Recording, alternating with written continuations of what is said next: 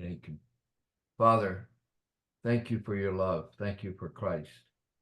Lord, so many of our friends pass and they're in your hands, and we sorrow in their loss, but look forward in glory when you come to, that you will bring them with you, Lord Jesus. This hope we have and we live with. As we study your arrest and trials today, Lord, bless us and give us insight into the scriptures, the record of while you on earth. Bless us now and all present and absent in Jesus' name. Amen. I want to start chapter 18. There's some preliminary ideas that I want to call to your attention. Your sound is not, sir, your sound is not regular as it's not loud. as usual. Wait a minute, let me check.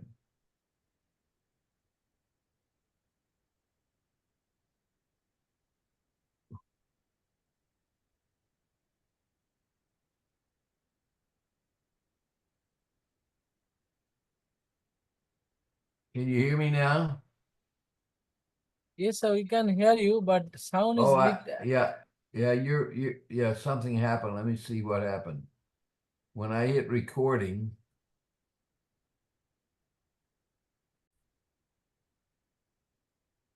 I hear the weakness of it myself.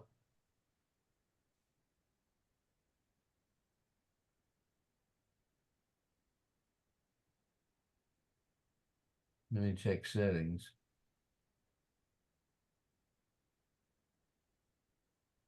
We may have to shut down and restart.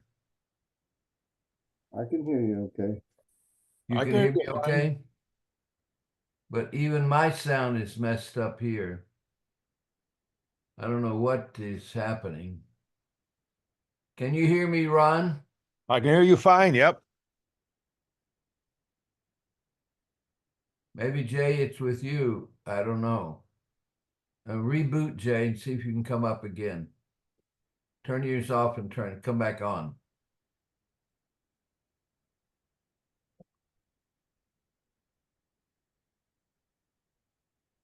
It even in mine is not coming through very loud. I hit something. You got your sound turned right up? Yeah, I do, but there must be another something else. What else could I hit to have where the outcome speakers coming from? Outputs. Go under Zoom. Oh, just a minute. If you go under the Zoom Us and go under settings, you might be able to. No, it doesn't help. Yeah, audio. Click on audio. You might be able to turn it up there. Yeah, because yours is sounding funny. Oh. To me, it's very quiet to me. Yeah.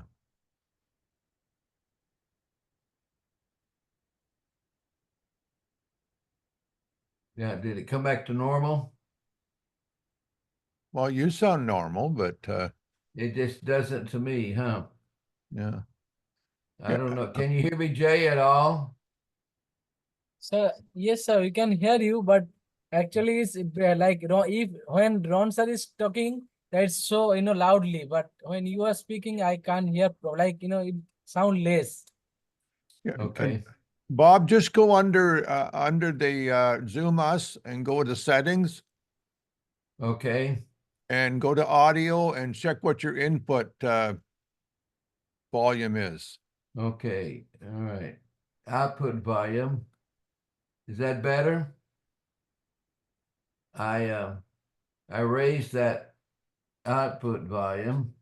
No, the input volume. Click on. Okay. Is that better? Yes. Is that better? Yes, sir. Yes, sir. Now it's okay, sir. Absolutely okay. All right. All right. Good. All right. Thank you. Yeah, thanks for speaking up because I never know. I still have my low volume, whatever I did something. Well, let's as we take some ideas I want to bring forward. First idea is, do remember that in John chapter 11, Caiaphas is the high priest.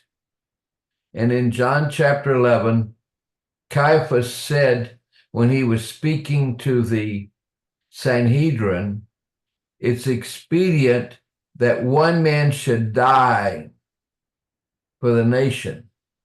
John tells us that that was a prophecy. He didn't speak it just for himself. It had a secondary meaning. His primary meaning was, his intent is that Jesus should be put to death so that Rome wouldn't come and take away their position of ruling Israel. But John takes it from a prophetic point of view that Jesus is going to die, one man for the nation. So, and that is the sense in which we would take that. Now, so that is repeated in chapter 18, okay? So that is repeated in chapter 18. So that background you can have for John 11. The second idea in John 11. Good morning, Sukumar. Yes, sir. How are you? How was your Good. holiday? Good. We're working on the ideas that we should be familiar with as we begin chapter 18 of John. Good. So the first idea is that there's going to be a reference back to John 11 when Caiaphas says it's expedient that one man should die. So I want to link that in your mind so that you can go back and read that when you see it referenced in John 18. The second idea that you should be familiar with that's important is John chapter 2, and beginning at verse 11, Jesus cleanses the temple. And when he cleanses the temple, they ask for a sign. By what sign, by what authority? Give us a sign that shows that you have the authority to cleanse the temple. And what was the sign? Destroy this body, and in 3 days I will what? Raise it again. Well, one of the things that chapter 18 does, it picks up 5 of the 6 trials that Jesus undergoes. And if we looked at all of the synoptic gospels, you will see that when Caiaphas is trying to get 2 or more witnesses to agree on something that Jesus had said, they finally agree on this reference in John chapter 2. However, they misinterpret him. Jesus meant, destroy this physical body in which I live, and in 3 days I will raise it again. They interpreted it as destroy Herod's temple. And so when they put a charge against Jesus before Pilate, that charge is going to be sedition. If you destroy a public building which Rome owns, then you are attacking the Roman government. So they want to charge Jesus with the crime of sedition, which obviously he was not involved in at all. So you should be aware of that. The next thing that let you be aware of is that there are 6 trials of Jesus's trial, 6 phases of his trial. There are 3 religious and 3 civil. There are 3 religious and 3 civil. Number 1, he'll go to Annas, the high priest.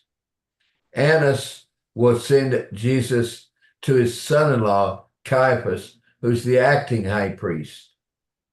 And then Caiaphas will convene the Sanhedrin that rules the Knesset, that rules Israel, to bring a guilt charge against Jesus. So the 3 religious trials are One before Annas, the original high priest. Two before Caiaphas, his son-in-law, the high priest. And three, Caiaphas convenes the Sanhedrin. So there are three civil trials. Then you move to, there are three religious trials, and then you have three civil trials. He first goes to Pilate, then second from Pilate. Pilate's looking for a way to get out of this political nightmare. So he sees that Jesus is under the jurisdiction of Herod. He and Herod are enemies for a reason. I'll relate that later. They're enemies, and so Pilate sends Jesus to Herod. Therefore, Pilate recognizes Herod, and Herod is pleased with that, and they become friends. So after Herod decides to get rid of the hot potato, he passes him back a third time to Pilate, where Pilate finally consents to have Jesus executed by crucifixion. Now, of those six trials, John does not make a clear distinction of those movements, but the two between Caiaphas and the Sanhedrin. It's not as clear as in the Synoptic Gospels. The next thing, John doesn't record at all Jesus being sent to King Herod. That doesn't mean that John disagreed with it. It simply means that for John's purpose for writing, he did not need to designate that Jesus was sent to King Herod. So you should be aware of that if you're reading if I wish that I could see to read, I would have gone and gotten out of my library. I had 2 or 3 different editions, but on this, where they take the Synoptic Gospel and they build a chronological life of Christ. So you could look in one spot in that and you'd see John 18. Jay, if you aren't aware of that, there is they put together the Synoptic Gospels, the 3 Gospels and the book of John, and they do a parallel study. So you look and see where the same, like the miracle that occurs in John's book, I think which one is common, probably the feeding of the 5,000. You could see where it shows up. What am I looking for, Ron? What's the name of that book? There's several of them on the life of Christ. It's I'm not sure. Yeah, I'm sorry. There's a name for that kind of book. It just My slips. brain doesn't work. Do what? Robertson has one. Yeah, A.T. Robinson has a good one. Yeah. Yeah. It's a classic. Yeah. A.T. Robinson has one on the it's the chronology of the life of Christ. It's their efforts to read the 4 Gospels and to figure out which event came before the other. Well, when you get to the trial of Jesus, you would see all of those on 2 pages side by side, and that would make an easy study. And it's amazing how our minds slip things to just. It's frustrating, not amazing. It's frustrating. Yeah, it is.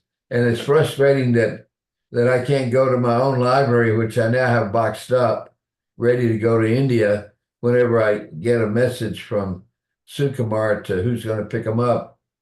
That's a hint, Sukumar. Maybe they've tried to reach me, but I haven't heard anything yet. I've not responded correctly.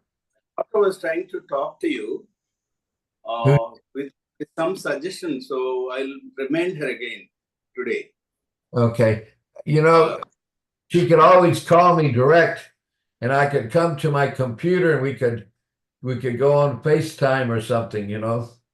Yeah, I'll suggest that. Yeah. Okay. How was the meeting, Sukumar? Oh, it was tremendous, wonderful. Yeah. Beyond the expectation. Good.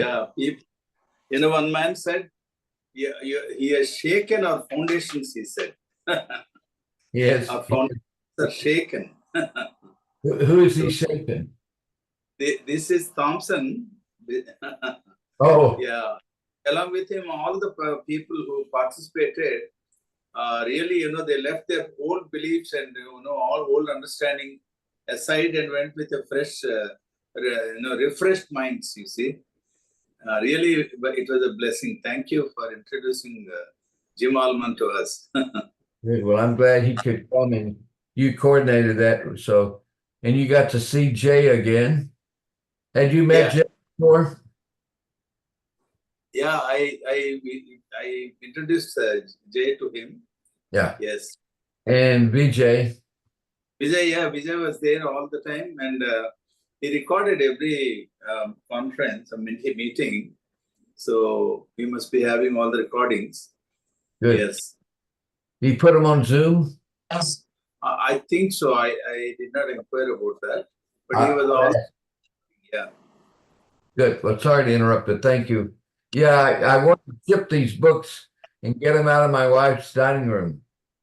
Yeah. Please. I'll instruct my doctor to talk to you. Yeah. Okay. All right. So sorry to interrupt. I have a hard time reaching Sukumar. He's a world traveler. Oh, who me or you? I roll around in my scooter. So these are pre-writes. So in John 18, we're going to see basically 5 of these trials, and we won't even see a reference to the fact that he goes and sees King Herod.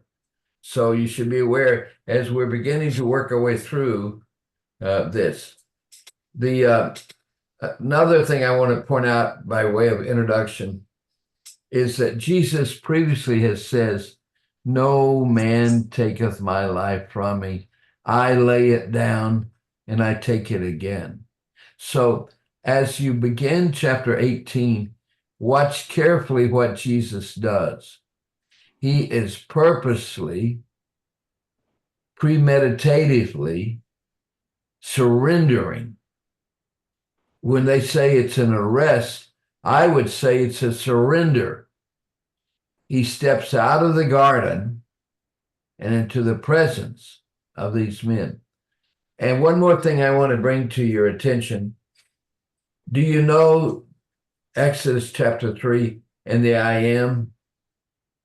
I am appeared in the burning bush. Yeah.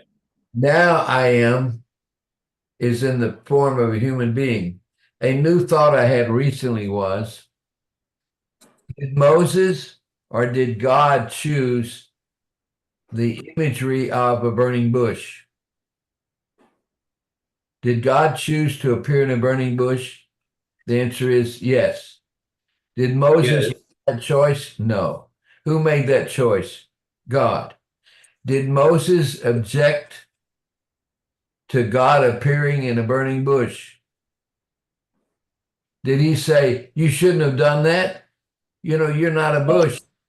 He took the humblest of things, almost the lowest of creation, and in what did he appear?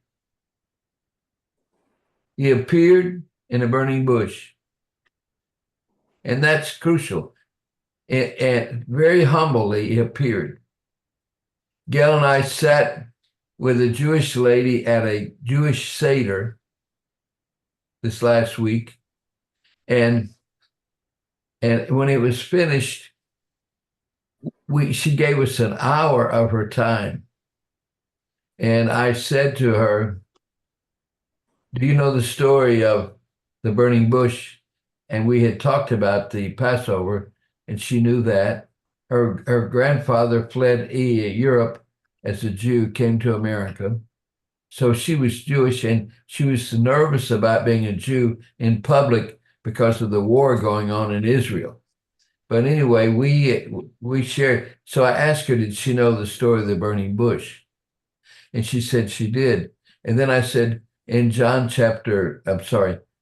Exodus chapter 4 and verse 10, Moses is about 80 years of age, 40 years as shepherd, 40 years trained to be a Pharaoh, and he bows before God in that burning bush. And I said, did Moses choose the form in which God appeared? No. Did Moses object? No. Isn't it a humble form to appear in a bush? Then in chapter 4 and verse 11, the one in the bush said, you can recognize me if I'm not in a burning bush, in some other form, if you see three things: sight to the blind, healing, speech to the deaf, and hearing to the deaf, and speech to the dumb. So having set that up for her, and downplaying that God should not have been manifested in a bush, but fact is he was, and Moses didn't reject him, and God made the choice of how he would appear. So I said, in the New Testament, Jesus appears in the form of a man. If God chose to appear in the form of a man, John 1:14, why should we object? Why should a Jew object? If God chooses the vehicle for making himself known as a bush or a human being, why should we object? So I laid all of this argument out for her, and I showed her in John 9 that Jesus gave sight to the blind. She listened for over an hour, and we had discussion back and forth. And then when we parted ways, I said to her, remember the burning bush. God humbly appeared as a bush, but he appeared likewise in the form of a man, the highest of creation, from the lowest imagery of a bush to the highest imagery of creation, form of a human being. And so that was really a wonderful opportunity. And then I shared that well, I call it the Seder evening. I shared that with 3 or 4 other people that we had a chance to do with. And plus, I got to share in a Bible study several times. So we had a good opportunity of sharing. Another thing I did, which you might try sometimes for evangelism, Ron, I saw someone bow their head and give thanks for breakfast. So when they walked by me about 20 minutes later, I said, hey, to a stranger. They stopped and like, why did I call them? And they turned and they said, yes. I said, can I ask you a question? And finally they said, yes. I said, is he coming today? Well, out of context, they don't know what I mean. Is he coming today? No antecedent for he. Finally, I looked at him again and I said, is he coming today? And the man in his high 70s, yes, maybe. So we started a new friendship just simply by using that, not to speak to an unbeliever, but addressing a believer. And I did that 3 or 4 times with various people, and it worked to get them to start talking about their Savior. But anyway, so when you come into John 18, we have these images, data that we basically need when we come in. So I want to make sure that you understand as you enter John 18 that Jesus is surrendering. Now, the second thing I want to point out, the next thing is in John 13, they're in the upper room, and Jesus says to them that one of you will what? Betray me. So now they don't know who it is. And Judas left the room, and they thought to go do something maybe associated with giving money to the poor. Well, 2 things you should know about Judas from this book of John, and should be in your mind. Number 1, that in chapter 6, at the end of the chapter, Judas decides to defect. He cannot stand the idea that Jesus claimed to be God come from heaven, the bread of life that came down from heaven. Second, he cannot stand the idea that Jesus is going to give his life for the world. He hates the Romans. He wants them driven out, yet Jesus. And then the third and the final straw that offended Judas, Jesus says, I'm going back to heaven without setting up my kingdom. The very reason that Judas was following Christ was so that he would destroy the Romans in setting up the kingdom. And when Judas learns this, so don't miss this in chapter 6 when you go back to review. Then you learn in chapter 12 that in summary, John tells us that Judas was stealing from the purse. He was an embezzler. When he found out who Jesus claimed to be, and he wasn't going to set up his kingdom, then he knew he had no future of being with Jesus.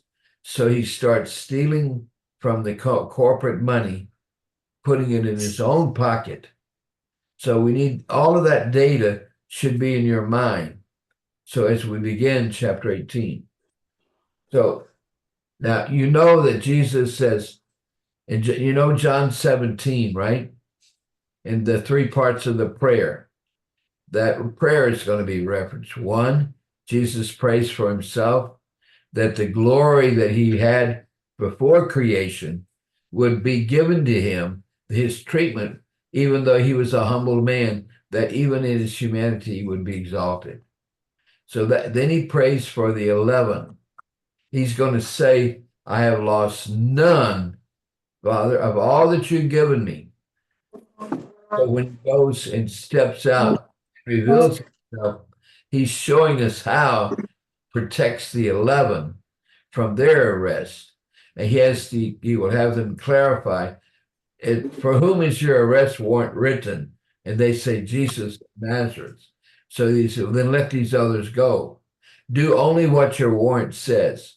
So he has a reference back then to John 13, where John 17, where he makes this promise. And then he prays, obviously, in the John 17 for all of us. So he's gone across the Kidron Valley. He's been in Gethsemane, and that's part of the preparation. But we don't see that prayer where the disciples fall asleep. We don't see that in John 18. But if you read it in the Synoptic Gospels, Jesus has come back to the disciples, and they've been asleep, and he says to them, sleep on. Gail just stuck her head in to say hi to everyone. Yes, hello. Hi, Hi. Gail. Hi. Hello, Took- Auntie.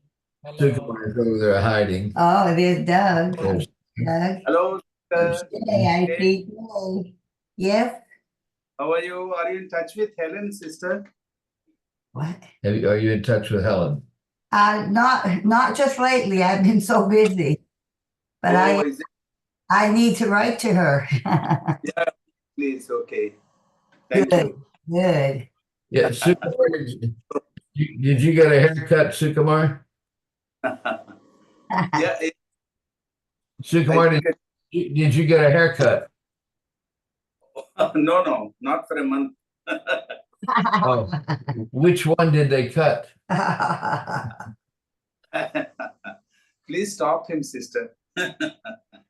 I wondered. I forgot about class today. All right. Good. Now, John 18, as we begin John 18. So Jesus, when he's been praying, Father, take this cup from me. That's past now, so that's already occurred.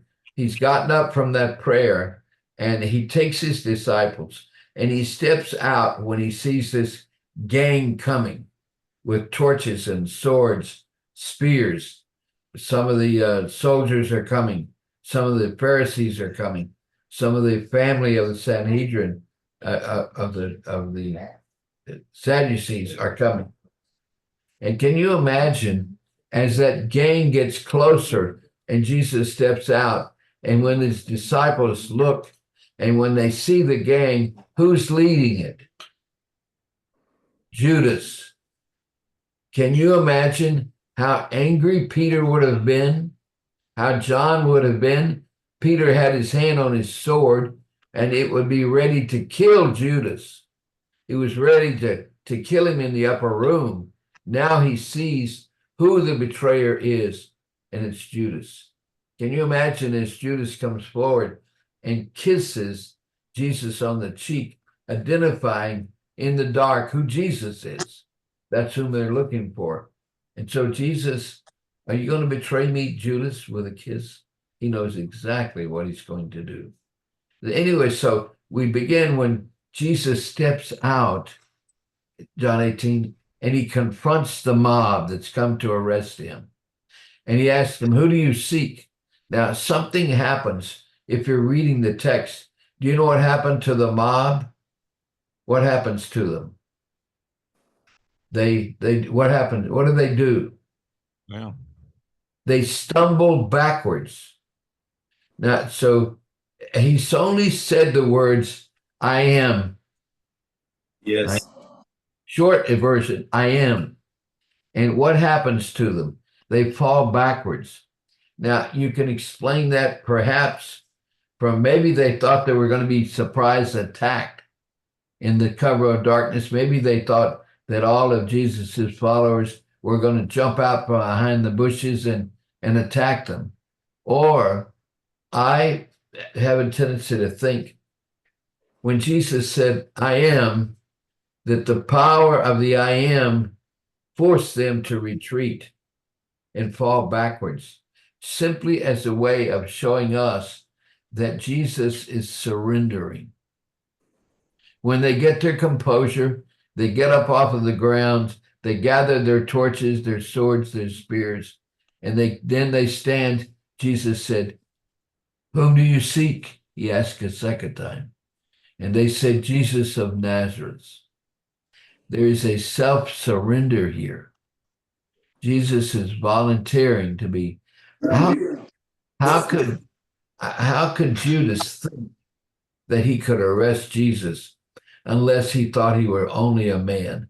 But Judas saw Jesus raise the dead. Judas saw Jesus give sight to the blind. Judas saw Jesus feed the 5,000 men and the 20,000 women and children. How could he believe that he could overcome and put a rope and chains around one that could be so powerful? He did not believe he was deity. He thought he would come and conquer him as a man. And so Judas is leading the mob, and Jesus surrendered. Now, in this surrender, Peter has said, if you remember back in John 13, Lord, I will die for you. And that's true. If Jesus would fight, Peter would die for him. He takes his sword out and he cuts off the right ear of whom? Malchus. Now maybe Malchus we will meet in the kingdom. He's a servant of Annas, and he's known to John by name. Can you imagine there's blood on his garment, that when Peter strikes him and cuts his ear off, it bleeds, and before that ear can hit the ground, my realistic fiction, Jesus's hand is there. He catches it. Malchus has put his hand up there, and there's no ear. Jesus moves his hand, extra biblical data, you know, and Jesus puts his ear back on. So the blood is there. That wouldn't have been taken away. The ear's back, and there's no sign of stitches. When I had open heart surgery, you can see where the stitches were, where they put me back together. I now have a railroad track. But can you imagine Jesus puts that ear back on? And then he confronts Peter, and he says to Peter, put your sword up. Shall I not do what? Do the will of my Father, which is what? To drink the cup. This is a voluntary surrender on Jesus's part. And that's emphatic. There's an emphasis upon it, that Jesus is purposely surrendering. Now, somebody says, Why do the 11 flee? Well, they flee for their life. But what would you do? What if you were fighting for a general and every time you shot an enemy in the forehead, that Jesus reached over there and healed them? And they got up to fight you again and you shot them again. How many times would you stand and fight with your general? You would say, this is a losing battle.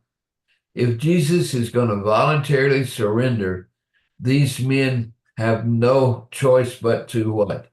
To flee the cover of darkness. And so Jesus wants to protect his sheep all the way to the end. He loved them. And so he stepped forward and he revealed himself. And then he's arrested. So this begins, and can you imagine? He volunteers, they chain him, and they lead him away like a cow to the slaughter. They lead him to, and where do they go first? This is the first of the religious trials. They take him to Annas. Now, who in the world is Annas? Now, you and I know, based upon the instructions of Moses, that you can only have one high priest, correct? Once Aaron died, then his son Phinehas became high priest. But there were not two priests. There should never be two priests. But what we have is we need some secular update. So what happened in 12 AD, Annas made a bid to be the high priest. It was no longer a descendant of Aaron, a healthy descendant of Aaron, but it was who would buy the priesthood from the Roman government and make a pledge that they would give so much money and taxes collected. And so the high priest is in charge of the taxation. You can imagine how he's hated because they know that he is collecting the money for the Roman government and taking a portion for himself. So Annas in 12 AD is high priest. But that year he did something which is important for this chapter also. He discovered there were two Jews who were very pro-Roman. They were for the Roman government. And he wanted to set an example and warn other Jews, do not help the Romans. And he took those two Jews and he had them executed. Capital punishment. As the leader of the government, he declared them to be guilty of a crime and he had them executed. Well, Rome did not like that. So as a result, they took Annas, and they removed him as the official high priest. They canceled his contract, and that contract went to another family. For 2 years, Annas lost control of the priesthood. They took him out of office. And second, they removed capital punishment from the Jewish government. So years before, 16 years or 12 AD. So 18 years before Jesus is crucified, Israel loses the right to put a criminal to death. That'll be referenced when Pilate says, you take Jesus and crucify him, and then they will admit that they don't have rights. And the reason they don't have that right is they lost it in 12 AD when the Roman government took away the right of capital punishment. So you need that background. So Annas is deposed. But from a Jewish point of view, he's still a high priest. So what he does is, when he regains control in 14 AD of the priesthood by putting his sons as high priests, he buys back the power, negotiates that his sons. But in 26 AD, his last son is removed from being priest. Now what he does, he goes to Caiaphas. Who is Caiaphas? It's his son-in-law. Annas's daughter is married to Caiaphas, and so Caiaphas becomes high priest in 26 AD. Guess what? 3 men came to power in 26 AD. Caiaphas, Pilate was brought from Rome and made high priest and made governor of Jewish province. And then John the Baptist. All 3 men appear in 26 AD. Caiaphas stays in power until 36 AD, when he and Pilate are removed from power by the Roman government. But they have about a 10-year span of rule. Pilate, let me give you this little secular background. Caesar wanted to retire from active government. So he retires to an island. Before he does, in America, we have the special unit of police officers that protect our president and government officials. They had something similar to that in Rome, the Praetorian Guard. The head of that guard at that time was Sergianus. Sergianus was the head, and he was appointed to rule Rome for the Caesar who had retired. Sergianus hated the Jews, so he handpicked Pilate because Pilate hated the Jews, and he sent Pilate to Jerusalem to punish the Jews. Now, Caesar had a policy that you never attack purposely the religion of the local people that you're trying to rule. If you do, you'll cause an uprising. So contrary to Caesar's standard policy, when Pilate goes in, he comes into Jerusalem with his shields, with all the pagan gods on them, with their spears and flags, with all the pagan gods. And then he does one more thing. He puts under private clothing some of his men, puts them in the temple precinct, and when he does, and they attack and they murder some of Herod's followers who come down to Jerusalem to do worship.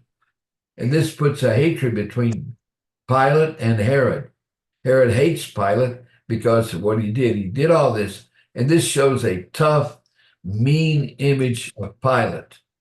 Now, the problem is when you come into John 18 and the trials of Jesus, Pilate seems to be weak. He can be pushed around, and there's a reason for that. The Jews were able to get to directly bypassing Sergianus and going, if they found out where Caesar was, and they went to the island and they got a private meeting with the Caesar, and they told Caesar what Sergianus and Pilate had done. Sergianus was sacked. He was killed, and Caesar had him killed for violating his policy. Pilate was warned, one more complaint from the Jews, and your history, your toast, you will be removed. So just before Jesus' arrest, Pilate had gotten in trouble with Caesar. So Pilate is having to guard any information that would go back to Caesar that would discredit him with the Jews and cause him to lose his job. So that would explain why in secular history, Pilate is a strong man, but on the pages of Scripture, he becomes, okay, hon, he gets pushed over. So that and there's a book on King Herod by Harold Hoehner, and it was his doctoral thesis, and he dealt with explaining the discrepancy between secular history's tough image of Herod and the Bible's image of him be able to be pushed around by the Jews. And so that would be part of the preliminary data. So the first then, how many civil trials? 3. How many religious trials? 3. So the first one is that Jesus is taken, and I don't know when Judas drops out of the picture, but once the arrest occurred, you know the tragic end of Judas. But Judas is going to hang around, and he's going to reach a conclusion when he sees the charges that are pressed against Jesus. They're going to charge Jesus with sedition, fighting against the Roman government. And Judas is going to say, I have betrayed an innocent man. What does he mean? He's not repenting. He's simply saying the charge that they level against Jesus is false. Jesus is not guilty of warring against the Roman government.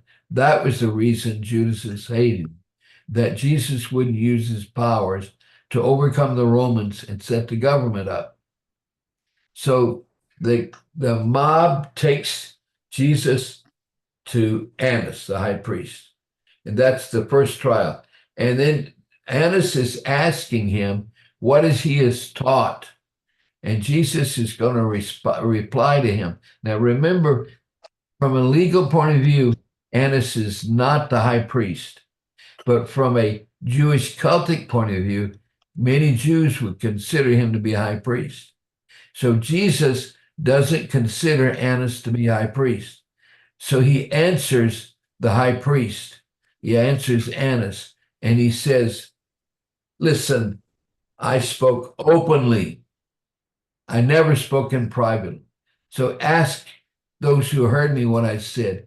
He is responding and saying, listen, if you're going to try me, call witnesses. I should not testify about myself. Call witnesses. They heard everything I said. At that, something tragic happens. The beatings of Jesus begin. One of the men standing there, probably a soldier, hits Jesus with his open fist in the face. And Jesus responds to him. And he says to him, how dare you speak to the high priest? Well, Jesus didn't speak to the high priest. It was the high priest or maybe the guard, but it wasn't the official high priest. He certainly was a descendant of Aaron. So he said, if I have spoken what I've said is correct, then why do you smite me? He's correcting them for their behavior. At that, Annas sees that his part of the trial is finished. He knows he can't accomplish anything. Jesus is not going to give the answers that he wants. And so he sends him then to Caiaphas. Their houses are close by. So he sends him from his house to Caiaphas' house. Now, where is Peter at this time? Where is John? Well, they're trailing close by to see what's going to happen. They fled, they got safely away, and now they've come back secretly and they're following. Now, I don't know, conjecture is John has his father has a fishing business. It's successful, that they're wealthy enough, and that they sell fish, they market part of their product to Annas. Whatever the relationship, John is known by the man whom Peter cut his ear off, and he's known by the servant lady that works there. And so when they would take Jesus, as they take Jesus from place to place, when they take him in, and then Jesus is going to be in the room where Caiaphas is, and he's going to be tried. He's going to go to Caiaphas' home. And when he gets to Caiaphas' home, then Peter's going to go in. And this young girl is going to look at Peter and say, Peter, aren't you one of his followers? That's number one. How many are there going to be? 3 times before 6 o'clock in the morning, which is the probability is enormous that this could happen. And then it's going to be interesting that Malchus is going to meet Peter. Now, if someone tried to kill you up close with torchlight, you would see his face. You would remember that face, especially with the fright that he had, and then that his ear was restored. And he's going to confront Peter and say, Peter, aren't you one of his followers? And it's very interesting that the third time this is going to occur. And when you read the Synoptic Gospels, during this part of the second of the religious trials, they built a fire, it's cold. And then the soldiers say, have you ever done this? You back up to a fireplace and you warm your backside and you turn around and you rub your hands together. Right now at 190 degrees, Jay's not trying to be hot. He is hot. But Peter is cold and he backs up next to the fire.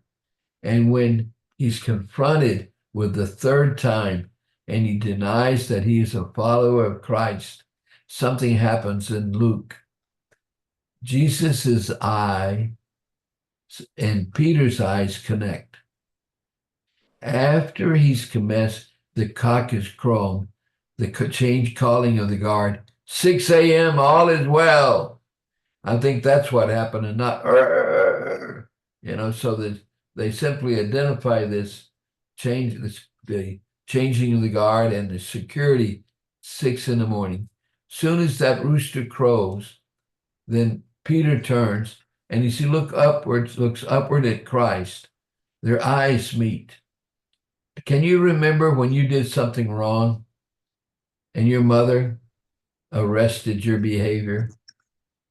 I was in church one time, sliding up and down the pew, obviously a distracting motion from one side to the other.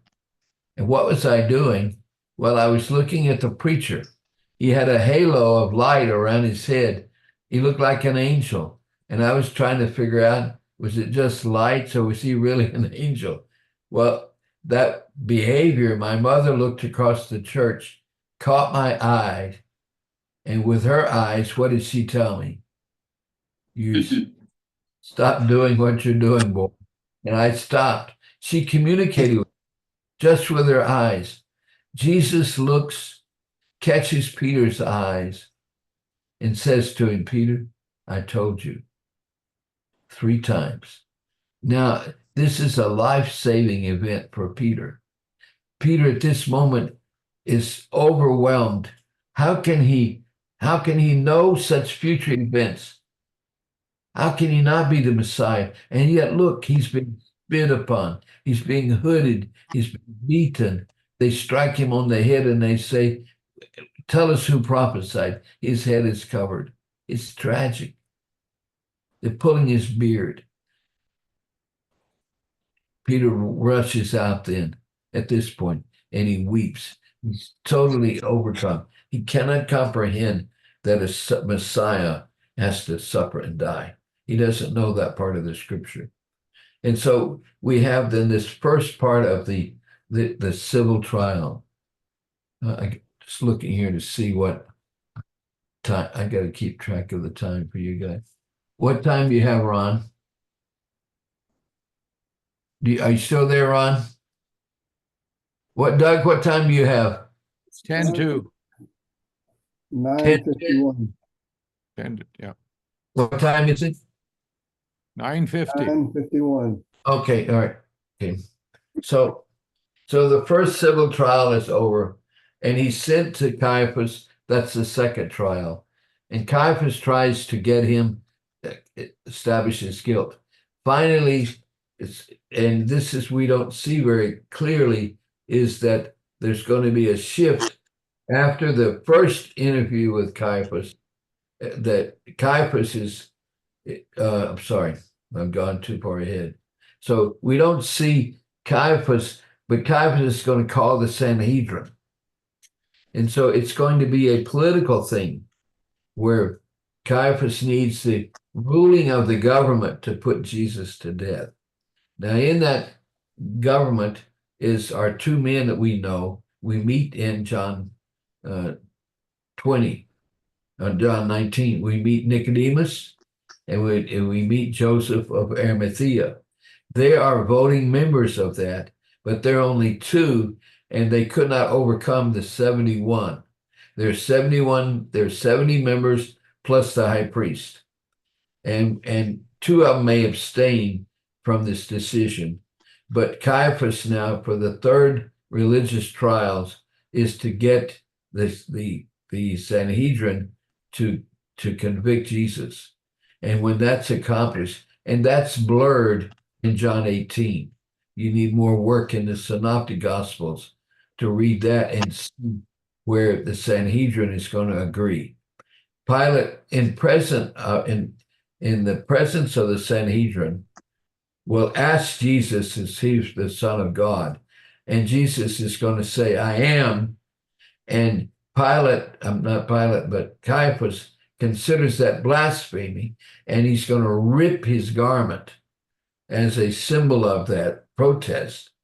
And then they're going to pronounce Jesus guilty.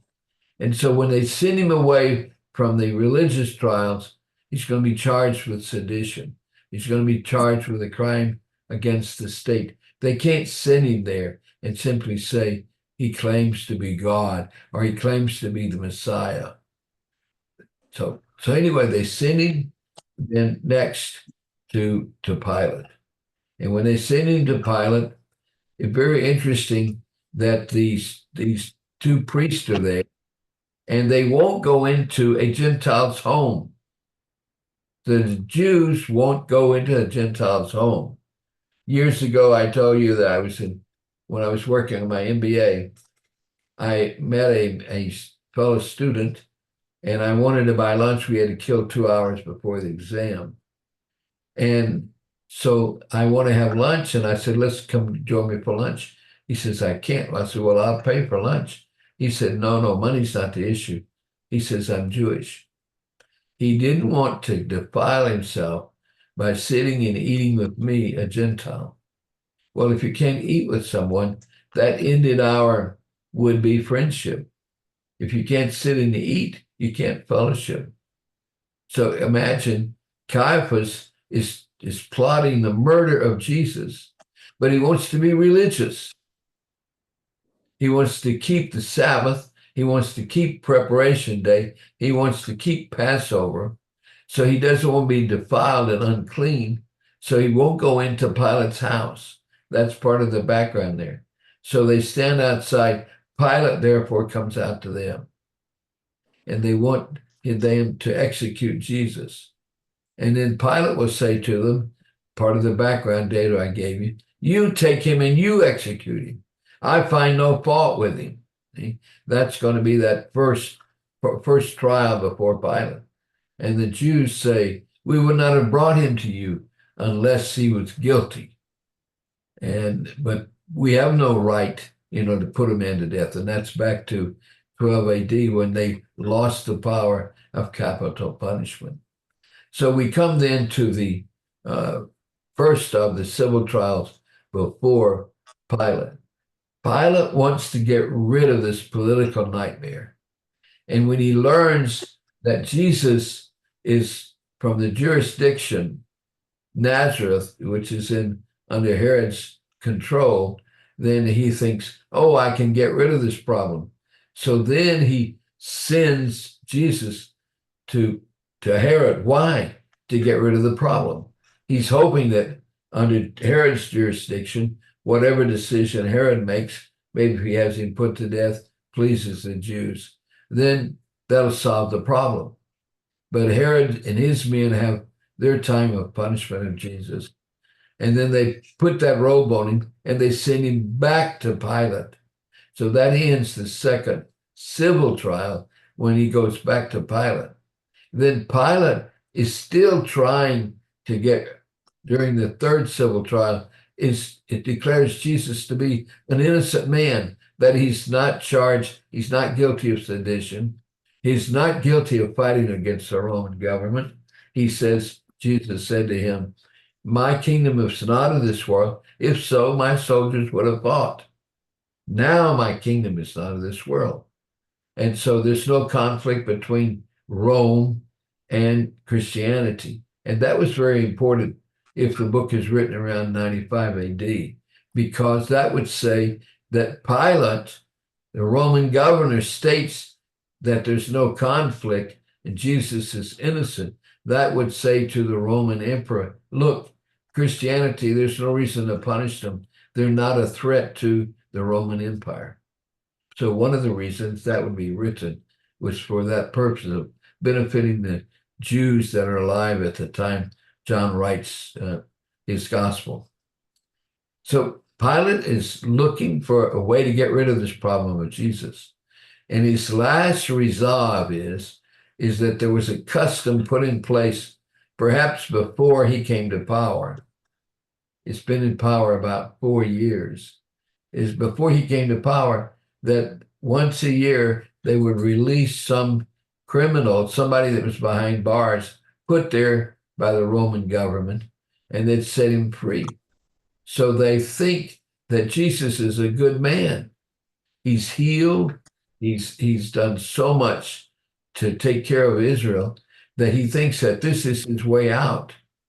He's been warned by his wife in a dream that she had to not be involved with this man, Jesus. And so he's trying to set him free. And so he uses this. He says, shall I set free Jesus? And they reject that. And whom do they address and suggest as one who should be in Jesus's place? Then they cry out, Barabbas. This man, Barabbas, can you imagine being set free?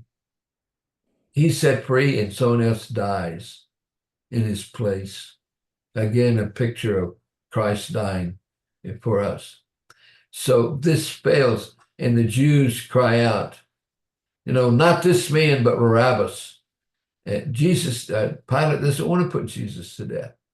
He knows he's an innocent man. But then they bring up, we have no king but Caesar. So they're acknowledging that they are submissive to king. And if you don't put Jesus to death, who claims to be a king, we'll go back to Caesar. And with that threat of going back to Caesar, Pilate becomes milquetoast. He can be pushed around like a piece of spaghetti, like one piece of kernel of rice on a plate. You can push it around. So they're pushing Pilate around. And he finally says, you take him then and crucify him. And he signs the death warrant for Jesus. And his civil trial ends, and off he goes to the cross to be crucified. Tragic, these 6 trials, mistrials of Jesus. And all of this happens from like 3 o'clock in the morning, and by 9 o'clock in the morning, Jesus will be on the cross, tragically crucified, but dying for the penalty of our sins. Let me close. Remember, Jesus said in John 16, a woman has a child, a baby, she's pregnant. And during that birth process, she has enormous pain. And that pain makes her cry out. And she's in labor, sometimes 72 hours before they take the baby or finally they have deliverance. Enormous pain. Jesus uses this as an analogy. He said, but when they take the baby, they wipe it clean of all of the birth, and they hand it and put it in the arms of that mother. That mother looks at that baby. What does that baby cause her now? Joy. Smiling upon her face, she counts the fingers, the toes, the ears, the nose, the healthy babies in her arm. And then she lets Jay come in. Jay, were you happy when you saw your son for the first time? Yes, sir. Bobita was shouting when she was delivering Samuel that it was terrible pain. But when I was also crying, but when I saw Samuel, I was so happy, and Bobita also. Jay had to sleep outside the hospital. Yes, sir. on the sidewalk all night. He couldn't go in the hospital. They won't let the men in. And Yeah, in India, So- it's not. yeah, you know that policy, Sukumar. Yeah. Anyway, can you imagine, Babita's joy when she sees Samuel for the first time? Well, to make that, Jesus uses that analogy and said, gentlemen, right now you're in the midst of birth pains. Peter had sorrow upon sorrow.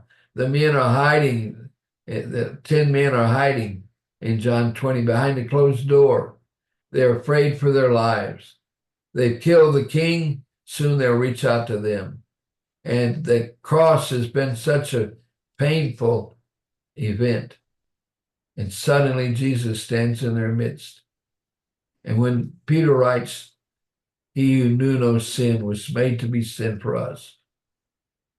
That thing that caused him pain now causes him joy.